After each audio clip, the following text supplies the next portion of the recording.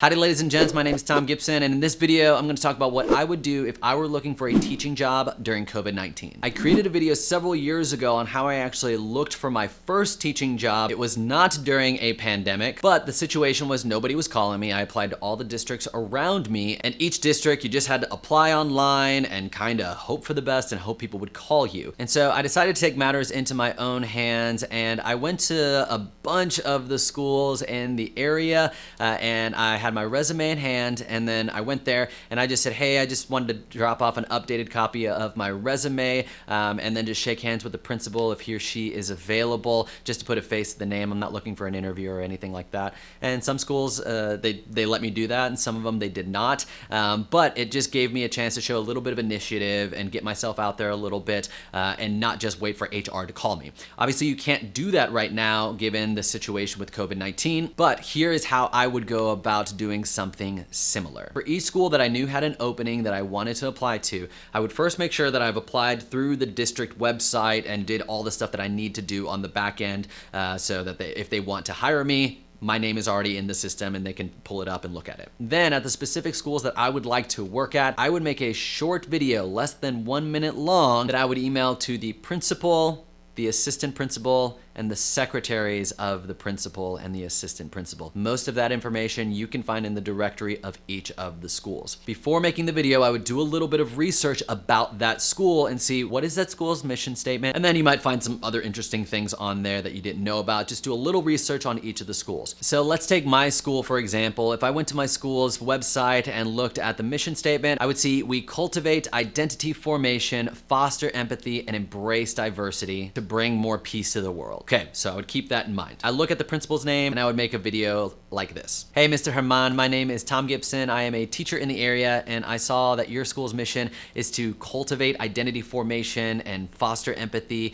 and embrace diversity to bring more peace to the world. And I think that if we ever need a mission to bring more peace to the world through those avenues, it is right now. That is the reason I became a teacher, is to do those things, foster empathy and cultivate identity formation in young people and embrace diversity to bring more peace, not only in our classrooms, but to the wider community of our city and of our country and of our world. I would love to partner with you and your teachers in serving the students in your community this upcoming school year. I have applied already online through your website, but I've also attached my resume here. But I do hope I get the chance to work with you and your team this upcoming school year. And scene. When you're making the video, try to be able to say the mission without looking at it and reading it. So that way it's not like, I saw that your mission is to...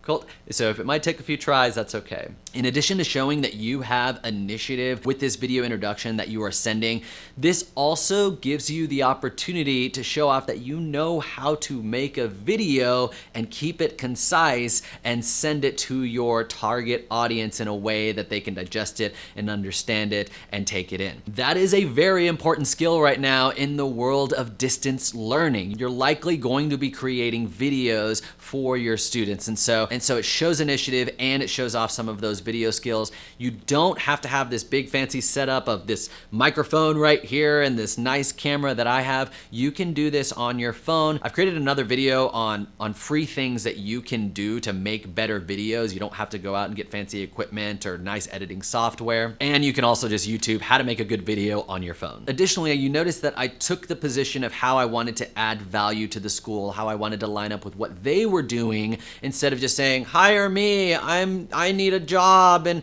I'm pretty great. They may not watch the video. That is okay. They may say, hey, all of this has to go through HR, through the district, unfortunately, but you may get a principal that's like, I love that you've taken the initiative. I'm gonna reach out to HR and ask them about you so they can pull up your resume and maybe we can talk. This will take more time to do, especially if you are customizing each video to each specific place. So I just recommend do all of your research first and then have a document with everything that you need right there, and then knock out the videos one at a time. Logistically, I would upload them to something like Google Drive or Dropbox. I think Google Drive is a better bet because a lot of schools use Gmail as their, even though though it doesn't say at Gmail. Like my school, it says at headwaters.org, but it's still a Gmail account. A lot of schools use Gmail, and then if you upload your videos to your own personal Google Drive account and then share it in an email, then it'll actually show up to where they can watch the video in the email. If they have to go somewhere else to watch the video, they're less likely to watch it. When you put your video in Gmail, make sure that you have changed the share settings so that anyone with the link can view the video. Because if you don't do that and then you send the video to them and then they click on it, it says, you don't have permission to watch this video, that's gonna be super lame. So I would address the email to the actual principal and then just CC the assistant principal and the secretaries and everything.